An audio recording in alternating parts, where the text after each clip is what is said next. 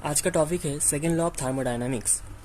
Second law of thermodynamics में दो statement होता है, एक केल्विन प्लैंक स्टेटमेंट और एक क्लॉसियस स्टेटमेंट।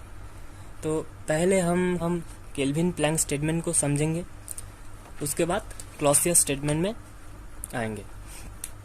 तो पहले केल्विन प्लैंक स्टेटमेंट को हम लिख लेते हैं, उसके बाद समझेंगे।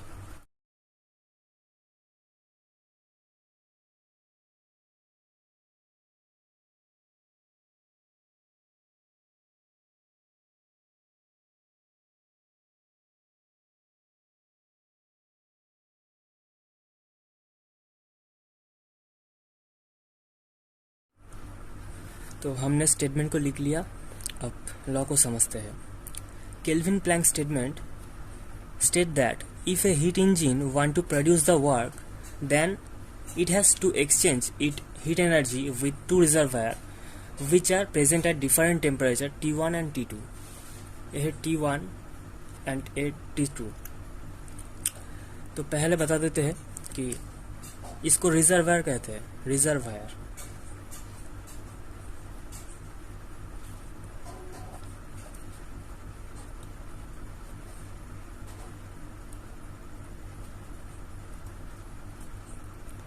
तो स्टेटमेंट क्या कहते हैं, if a heat engine want to produce the work, अगर हीट इंजन वर्क को प्रोड्यूस करना चाहता है तो उसको क्या करना पड़ेगा, इन दो रिजर्वायर जो है ना, इनमें हीट को एक्सचेंज करना पड़ेगा। टू रिजर्वायर के अंदर हीट को एक्सचेंज करना पड़ेगा, उसके बाद वर्क प्रोड्यूस होगा हीट इंजन के अंदर। If a heat engine want to produce the work, अगर हीट इंजन वर्क को प्रोड्यूस करना चाहता है तो उसको क्या करना पड़ेगा, इन दो रिजर्वायर के अंदर हीट एनर्जी को एक्सचेंज करना पड़ेगा। इन जो T1 एंड T2 जो रिजर्वायर है, इसके अंदर हीट को एक्सचेंज करना पड़ेगा, हीट एनर्जी को एक्सचेंज करना पड़ेगा, तब जाके हीट इंजन वर्क को प्रोड्यूस कर पाएगा। ओके, तो if a heat engine want to produce the work, then it has to exchange it heat energy with two reservoir। इन दो रिजर्वर के अंदर इसको एक्सचेंज करना पड़ेगा। it has to exchange its heat energy with two reservoir, okay, which are present at different temperature। T1 and T2 जो reservoir है वो different temperature में रहेगा, डिफरेंट टेम्परेचर। एंड इस रिजर्वायर को कहते हैं सोर्स, और इस रिजर्वायर को करते हैं सिंक। ओके, तो फिर से एक बार रिपीट कर देते हैं स्टेटमेंट को। Kelvin Planck state that if a heat engine want to produce the work, then it has to exchange it heat energy with two reservoir which are present at different temperature। Kelvin Planck में मैं arrow देना भूल गया था, sorry for that. Arrow यहाँ पे होगा नीचे से ऊपर, sorry for that. Okay okay, और ये है हीट इंजन।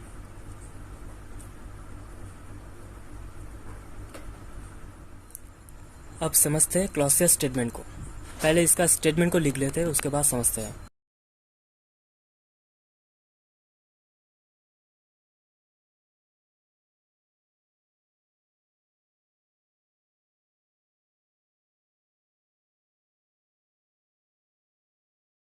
तो हमने क्लॉसियस स्टेटमेंट को लिख लिया, अब इसको समझते हैं। एकदम सिंपल सा है क्लॉसियस स्टेटमेंट। यहाँ पे क्या कहते हैं statement, heat can flow from lower temperature to higher temperature, but for that some external work must be supplied। heat can flow lower temperature to higher temperature। ये T2 है higher temperature,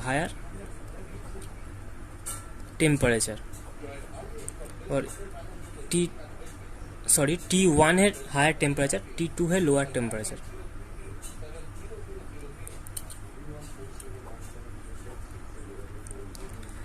heat can flow lower temperature to higher temperature, but for that इसके लिए some external work must be supplied there. Clausius statement कहता है कि heat can flow lower temperature to higher temperature, for that इसके लिए हमें some external work यहाँ पे देना पड़ता है।